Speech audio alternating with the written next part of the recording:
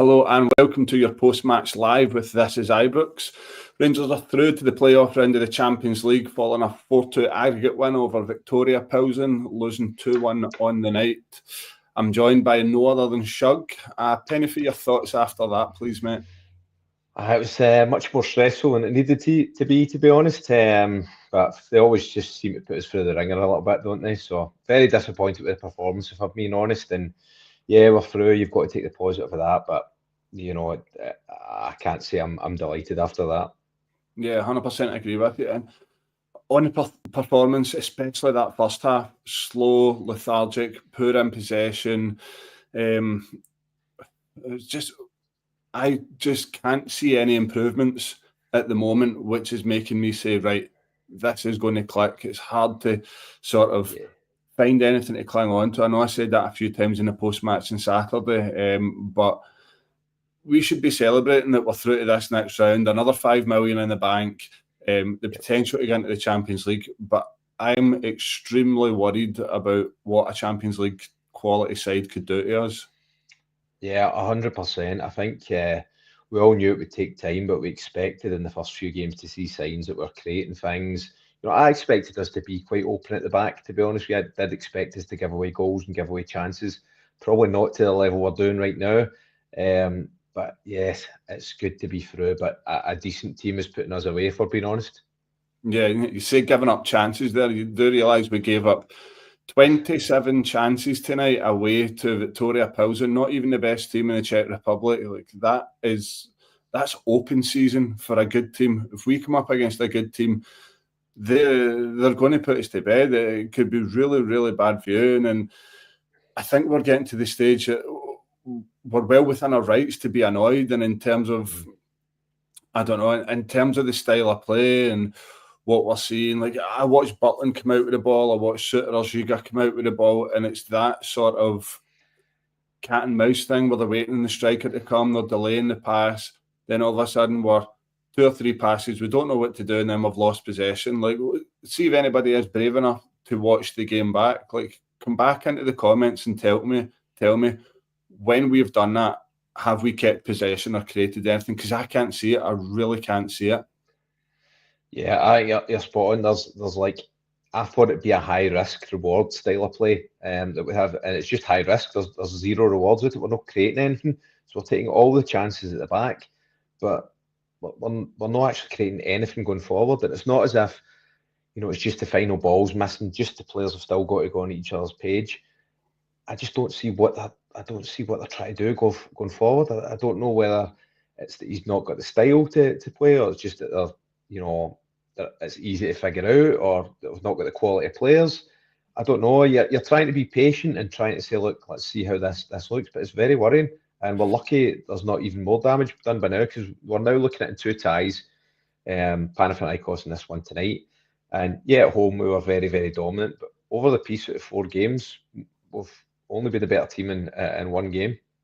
Yeah, 100% agree. And you said something I agree with there, like the whole style thing, right, and not being able to keep the possession. Do you feel like I feel when it looks completely overcoached? Like a lot of the players don't really know what to do when they get into sticky situations, and we either lose possession or we go along with it, inevitably lose possession as well. Yeah, I think we're kind of caught halfway in between, because you see it sometimes they're trying to play out the back, and then other times we just get desperate and we just, you know, seem to launch it, you know. So it doesn't seem to be.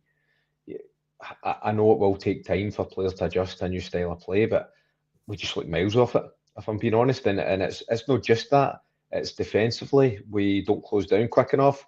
We talk about being high press, and I saw us being second to absolutely every ball tonight, and that's worrying for me. So it's not just that things aren't clicking on the ball defensively. I'm not saying there's no work rate or anything, but we're just second to absolutely everything. Our decision making all over the park is woeful. Yeah, and I'm just reading through some of the comments here. I appreciate everybody commenting away here. We've got a mixture of frustration and happiness. James Glasgow, we've qualified, guys, chill. We're all right, we're through. It's fine. We've also got one from Kevin here, 67 shots against us in the last 4 games. That's obscene. And Stavros Brainstorm, what a name. Butland was immense. We'll get into that. We'll definitely get into that because he has been the shining light and probably the one that's keeping Russell Martin's head above water at the moment. So we'll get into it. When the team was named, 2 changes from the weekend. We had Butland in goals. Tav came back in for Aarons, which I would probably say is the right decision. Giga Suter centre back, Jefte at left back, Nico Raskin in at the 6, coming in for Rothwell. I think everybody would have been happy to see that.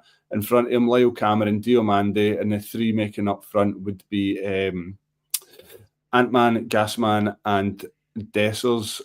Any shocks in there for you? Are we quite happy with that starting lineup? No, it was kind of what I expected. I was being completely honest. I was quite happy with that starting lineup. I say that, and I still think there's obviously players you really need to improve in there. But I was happy with Raskin come back in, probably his best, his better position. I think we're all sort of agreed on that. And I think at fullback, I know Aaron's has picked up an injury, but Tav's been better than him. I think you've got to say, even though we've got our criticisms of Tav. So I think it was a probably fair decision on the starting lineup. Yeah, and that's probably a bugbear of a lot of people, that Tav been rotated in and out. We'd expect somebody to be the successor to Tav, and Aarons has been quite poor since he came in, but I think I'm willing to give him time. I know there's a good player in there. He's just going through the lull, and it's hard to say that any player on the team hasn't been like that. But Aaron's completely not in the squad. We'll probably get a wee update on that later tonight, hopefully, in case that's an injury, or not quite sure what's going on there, but I doubt very much he would just be completely dropped from the squad. And is it Xander Hutton would have been the backup for tonight. So yeah, quite unusual. Hard to disagree that Viktoria Plzen started the better team, peppering our goal without making sort of too much noise. They were the first to get the breakthrough. Sloppy play. We'll dissect the goal a wee bit. Started from a free kick on one side of the pitch. Just defence should have been prepared. Jefte comes to try and meet the ball at the same time as the winger, which I've no idea why you would do that. How often do you watch modern football nowadays? And most of the time, the fullback will concede the ball just going over his head, let the winger get it in his feet, the hope for a bad first touch. But instead, Jefte just goes in, tries to win it, makes up his mind that he's not getting it, stumbles, the player's in, and he's whipped the ball across the box, and the player's knocked it in the net. Like, I know you're not a fan of Jefte, Shug. We've also had reports today that Palmeiras are in for him for $5 million, which I know there's probably something in it, but I don't really believe it to that extent. I really hope that they didn't have the 12 quid to buy this solid spoiler stream tonight, because what the hell, they wouldn't give us a fiver for him. Yeah, I get so frustrated with Jefte, and listen, I know people say he's still young, but he seems to make the same mistake over and over again. He's not learning from it. I mean, when that ball goes out, why would you not just drop off? At best, that winger's going to take a good touch, and then you can go and close him down, stand him up, force him down the line. If he takes a touch in front of him, then you can go and nick it. He just overcommits every time. You've seen this do it so often. He done it again at the weekend. I think it was Suter went out to go and win a ball, and a fullback's reaction should be drop 5 yards. Instead he said bang in line, and Dundee nearly got in because of it. He's so naive in his defending, and I would forgive. He played so many games last season, and he got worse defensively, which it was the big frustration. So that one for me was a terrible mistake, and just obviously gave them a real lift and put us under real pressure. Yeah, we can't say it wasn't coming. They were knocking at the door big time. Possibly our only half chance of the half was a nice bit of play into the box. Lyle Cameron with sort of acrobatic volley trying to scoop it over the keeper, and that was about it. We had a minor claim for a penalty with Dessers. I've seen split opinions on this. Where do you stand? Was it a penalty? Should it have been? I didn't think it looked as if there was enough was in it, to be honest with you. Similar to a lot of the ones Dessers goes down in the box, and I didn't see much of it. I've not seen it back, but at the time I don't I didn't feel it was a penalty. Yeah, but we are still getting split opinions here. AJ in the comments, why weren't any Rangers? Sorry, that's the wrong comment. I'm a bit ahead of myself here. It was a clear penalty. William was saying in the comments. It's pretty split on it. I think it would have been soft. I thought it was a penalty. Hands on the back for me, bit of a push, but sometimes they're given, sometimes they're not. It didn't even look as if the ref looked at VAR or was consulted in that. But if that's what we've got to clutch onto for a full half away to Plzen, just at that point, I was thinking this is the worst away European performance since Panathinaikos. Bloody awful, man. You're right. Sorry, we never created anything. We're clutching straws, to be honest. As I said, I need to see it again. I didn't think at the time. I didn't think there was much in it, but yeah, as you said, it's clutching straws if that's the only thing we've got to look to. But it was more for me. Do you know what? I understood that they would throw everything at us. They're 3-0 down. They had nothing to lose. But I expected a bit more control from us in the game, more than anything. Not that we had to go and create loads, but just a bit of control of the ball. We're meant to be a real possession-based team, and we can't keep possession. Yeah, I don't get that at all. It's a weird one. I don't know whether it's if we're not good in possession and we've not got the players, or that they've been fed too much information and told to be in too many different places, or people aren't quite understanding what is being asked of them. I really don't get it. But the one thing I keep going back to, I've not really got anything to hold on to say, right, okay, this is exactly what Russell Martin wants to do, and this is exactly what we're going to build on, and then we're going to progress, and this will all click at once. I think he's got to stop being stubborn, and I think he's going to have to change it up. It all feels a bit Warburton. Plan B is doing Plan A better. That's what it feels like. Yeah, I think, some people are kind of defending it, and listen, it's by no means the time to write everything off and say that he's not a good coach, he's not going to get us playing well. It's very early days, but you're right, we're just going on the hope that it all clicks. If you're asking us honestly what we see, that we don't see a lot, to be honest, to give us encouragement. So that's not to say it won't click. Russell Martin came out the weekend and said short-term pain, but that's all we're going on is those words. We can't actually see it, so we're just calling it as we see it. Yeah, I know. Comment from Cassie here saying, not having the players cannot be an excuse. He had MK Dons passing like Barcelona. I don't know. I didn't see him at MK Dons, but I don't want to compare Rangers to MK Dons. But the standards and the expectations are completely different with playing at Rangers and playing at MK Dons. But halftime came. I think I remember them having 12 chances in the first half compared to our 4. Just not a good performance at all, not entertaining whatsoever, and just not really many positives to take whatsoever. It was grim, and I was quite happy to see halftime come. But just before I jump in here, Shug, we're verging on 300 viewers watching at the moment, which we're absolutely buzzing at. We're glad you could be with us. Comments are rolling in. We'll get the best of them on the screen. But if you haven't already, please make sure you subscribe. So that we can keep doing more of these and we can improve the channel and grow and bring more people on board. So please make sure you hit that subscribe button, and if you're listening tomorrow on the audio only, please make sure you're following us. It really, really helps us progress the channel. Anyway, Shug, half-time, how are you feeling? Angry, quite nervous. I just felt as if I just wanted the tie to be over, and just I was quite concerned that if we concede an early goal in the second half, it would open it right up. So it should have been a comfortable night, but as I said, at half-time, sitting worrying and saying, how are we going to get control? And I wasn't particularly looking to the bench and thinking there's anybody that can really change it massively either. Yeah, that's quite worrying for me as well, looking to the bench and nobody really there that can change it. The only thing that I can look to there and say, right, okay, it's the here and now, is that come the weekend, we're very likely to have Asgard back, Mikey Moore now eligible to play, and the big one being Hamza Igaman. Now, not only was that big before this game that we were really missing Igaman, but the first notable thing of the second half was Dessers going down injured. It looks a bad one. The only saving grace maybe is that he walked off, not really under his own power, but it doesn't look good. It looks a bad knee injury. No, it didn't look good the way he kind of twisted it. You do worry for him. You don't want to see that to happen to any player, and it leaves us very short up front if that is a long period out. So you're right, Hamza Agaman coming back in is important, and also you hope that it kind of rushes up our hunt for maybe another striker.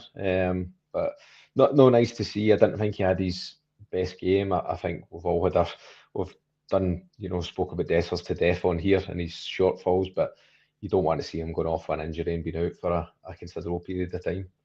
No, not at all. And I think if we weren't going to sign two strikers, it would have served as a very strong backup. This is on the pretense that Igaman was to leave, which still very much could happen. We've got another nearly 3 weeks left of the window, so yeah, quite unfortunate to see Dessers injured. You never wish that on anybody, especially that. And we can only hope that the tests and the scans come back and it's not as bad as what it looked. But yeah, I think even before this game, before the Dessers injury, we were crying out for a striker.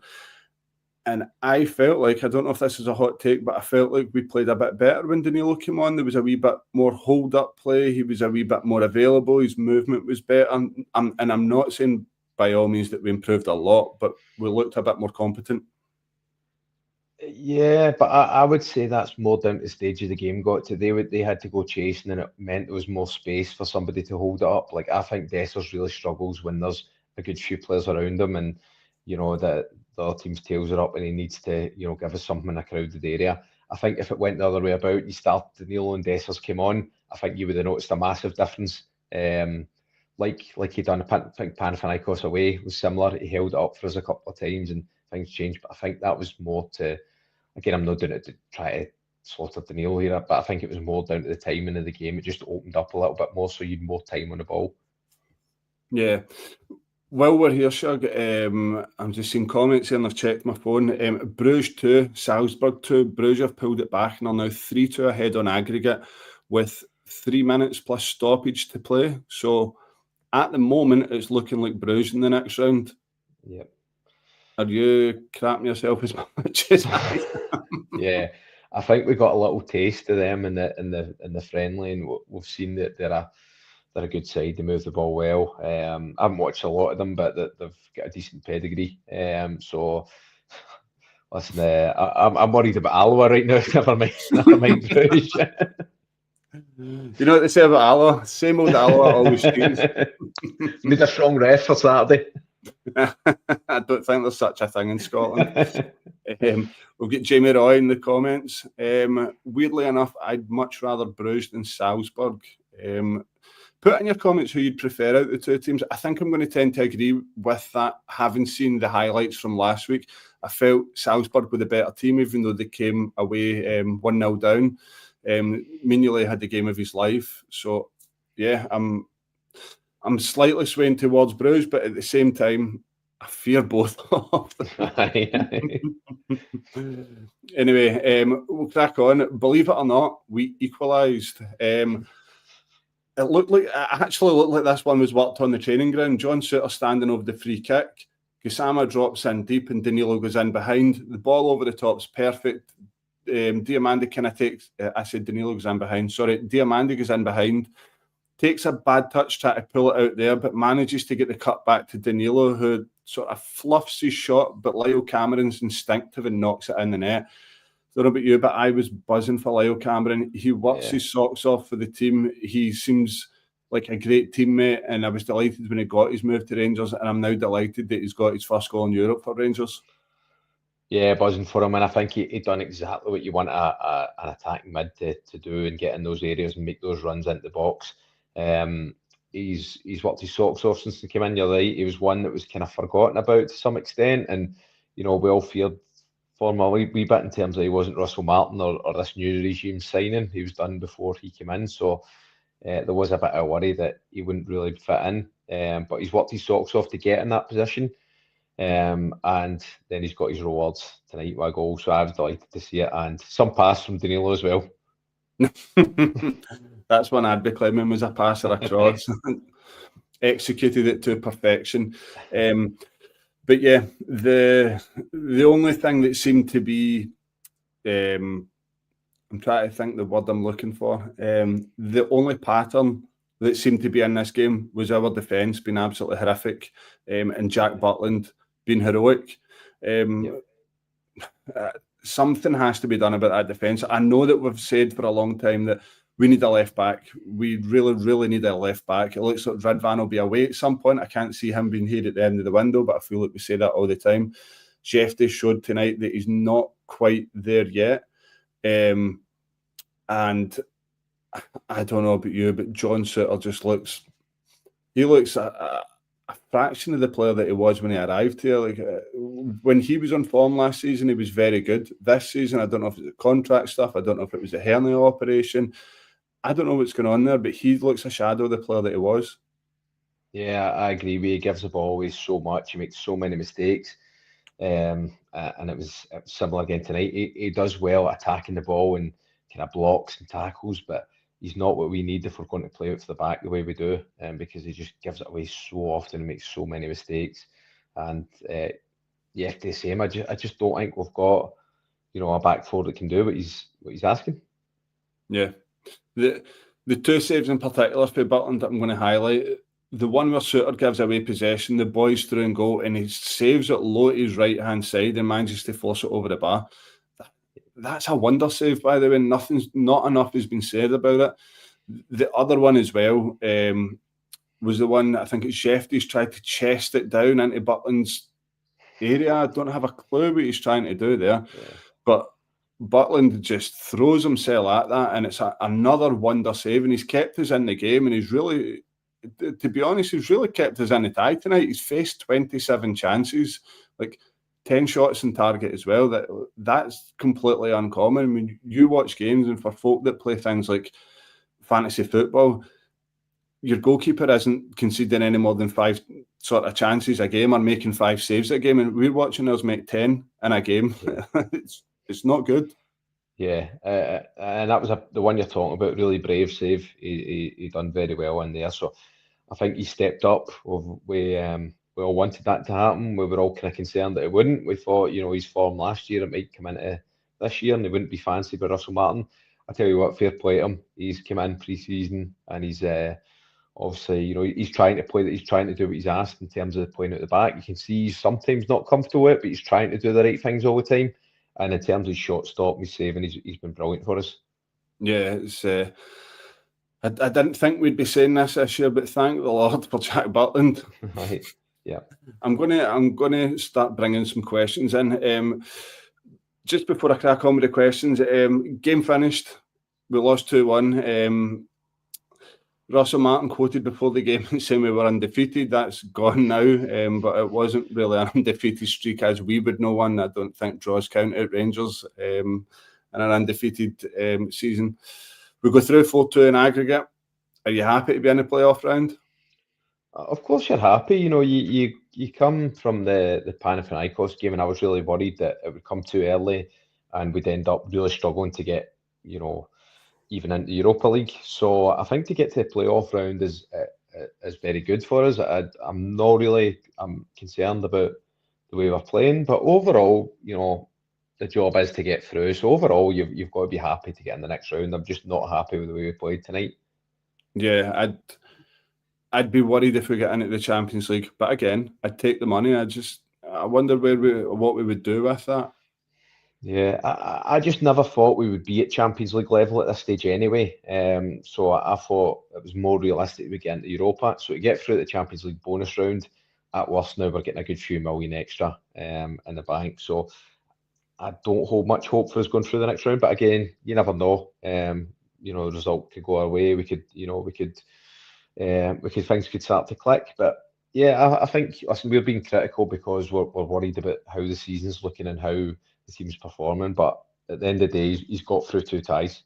Yeah, I think he deserves credit for that. It's not been pretty at all, but he's navigated us through. I think it might be full time in this Bruges Salzburg game, and Bruges might be through. Could someone update me with that in the comments, please? Because it just stops at 90 on this Fuck My Bob app I use. So a question I was going to throw at you here. from Nullen FNC in the comments, the board have had their checkbook out, bought who Russell Martin wanted, and our starting 11 is weaker than last year's. Disgrace. It's mental. Do you agree with that? I don't think I agree with that. No. I don't agree that we're weaker than we were last season. I think there is still big areas for improvement, but no, I would disagree that we're weaker than we were last year. We've bought in, I think De Jager's a good centre half. I think we've upgraded there. You can't tell me that he's not an upgrade on proper. Badly need another full back in. Again, Max Aarons is you can't write him off after, he's not played a lot of football, so we'll see how he goes in there. Midfield, I think we have improved. I think Rothwell's still to kind of find his feet, but I think there is a player there. And going forward, we've brought in two very good wingers. I think, yes, he didn't, especially Gassama, he's not had a great night tonight, decision making, but I think there's two exciting players there. So I think there is still quite a bit of work to be done, but I can't agree that we're worse than we were last year. Yeah, and we've still got Asgard, and we've still got Mikey Moore to come in. We've still to see the best of Fernandez, still a young guy. So, and it looks like we're going to sign Nobel Mendes. So, I think that, I know it came from the comment section, but it's very like Chris Boyd's comments at the weekend. I think he's more looking for attention there. But while we're here, Shug, Club Brugge are 3-2 up on the night, 4-2 up in aggregate. So it'll be Club Brugge in the next round. It's going to be a very tough tie. Drew 2 each with them in pre-season. They're an experienced team. They're a hard-working team. And yeah, this is going to be very tough to navigate and get through. We'll be at home in the next leg first next Tuesday. What's your predictions? Early doors? No, don't do that to me. Don't do that to me. I think we need a couple of players, and if we can hopefully add to the squad. If you're asking me if I think we'll win right now, I can't lie to you and say I will. We will, but you never know at Ibrox on a big night. I'm refusing to give my prediction right now, though. See, the only thing I'll say about the Champions League, we've seen teams go through that group stage having only won 2 games in that 8-game group stage. So you never know when you're in there. Like, I am very much clutching at straws when I say that, but you just never know. But for us as a club financially, it would be phenomenal to get through the next round. Getting through tonight's round is an extra 5 million if we drop into the Europa. So you're talking at least mid-20 millions for that as well. So tonight is a big result, regardless of what the performance was. On paper, financially, it's very, very big for Rangers. So hopefully we'll go out and sign that striker and left back. Yeah, I think as well, we're talking about comparing to last year. This time last year went out to a very poor Dynamo Kiev team. And you compare the lineups last year and where we were feeling at that point in time. I mean, we've got to be reasonably happy to get through and see what happens. At Ibrox, especially in Europe, you can never write us off in Europe at Ibrox. So you never know. As I said, I don't think it would be the worst thing if we end up in the Europa League, to be honest. I know we want the money, but is this team ready for the Champions League? You said the draw might be kind to us. It also might be unkind to us. I think Europa League is definitely our level more, and we'll need to up it certainly to make an impact in it. But we'll see how it goes. I don't really think there's too much a negative. I think we need to sort out the domestic form first and foremost. Yeah, I was going to say, I don't know what our level is at the moment. No. Maybe it's Alloa. We'll find out at the weekend. But yeah, we'll be back here on Thursday night at 7:30. Going live. We'll also be live after the Allo game from the gantry at Ibrox, and then your usual 7:30 on Sunday night. Shug, thank you for joining me. Thank you to everybody that's viewed. Make sure you subscribe, and thank you for everyone for joining us. Good night.